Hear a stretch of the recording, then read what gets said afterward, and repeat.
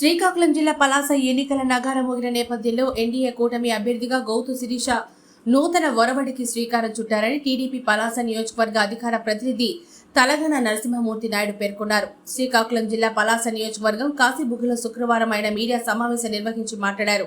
ప్రస్తుతం ఎండల తీవ్రత దృష్ట్యా 35 నుంచి 40 డిగ్రీలుగా నమోదవుతున్న నేపథ్యంలో కార్యకర్తలు నాయకులు వడదెబ్బకు గురవ్వకుండా ఉండేందుకు కీలక నిర్ణయం తీసుకున్నారని వివరించారు. ర్యాలీలు నిర్వహించకుండా కొద్ది మందితో మాత్రమే నామినేషన్ దాఖలు చేసి నూతన ఒరవడికి శ్రీకారం చుట్టారని ప్రశంసించారు. అత్యంత ప్రజాదరణ ఉన్నప్పటికీ ఆర్భాటాలకు తావు లేకుండా నిరాడంబరతకు పెద్దపీట వేశారని అన్నారు. టీడీపీ, జనసేన, బీజేపీ కుటుంబ సభ్యులంతా తమ తమ గ్రామాల్లో ప్రచారాన్ని ముమ్మరంగా చేపట్టాలని కోరారు. ఆయనతో పాటు జనసేన నాయకులు వడ్డీ ఋషి, సిస్టు శంకర్ ఉన్నారు. ఎన్డీఏ అభ్యర్థి గౌతు శిరీషమ్మ 10 గంటల 45 నిమిషాలకి వేద పండితుల సాక్షిగా నామినేషన్ వేయడం జరిగింది. ఈ విషయం నియోజకవర్గ ప్రజలకు అందరికీ తెలిసిన విషయం. అయితే ఈ నామినేషన్ చాలా నిరాడంబరంగా వేయడం జరిగింది.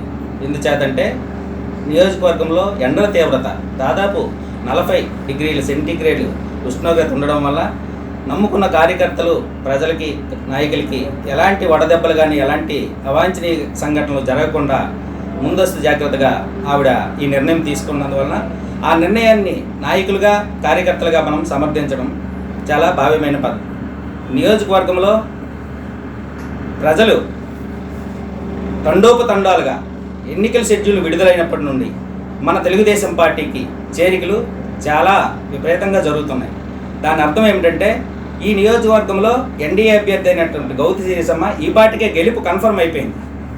కాబట్టి నియోజకవర్గంలో మనము ప్రతి గ్రామము ఇంకా 3 పార్టీలు జనసేన, బీజేపీ, తెలుగుదేశం ఈ 3 పార్టీలు విస్తృతంగా తిరిగి మన అభ్యర్థి గెలుపు కోసం మరింత ఉత్సాహంతో మనము ముందుకు పోయి మన అభ్యర్థిని అత్యధిక మెజార్టీతో గెలిపించవలసిందిగా మీ అందరికీ ఈ సమావేశం ద్వారా కోరడం అవుతుంది.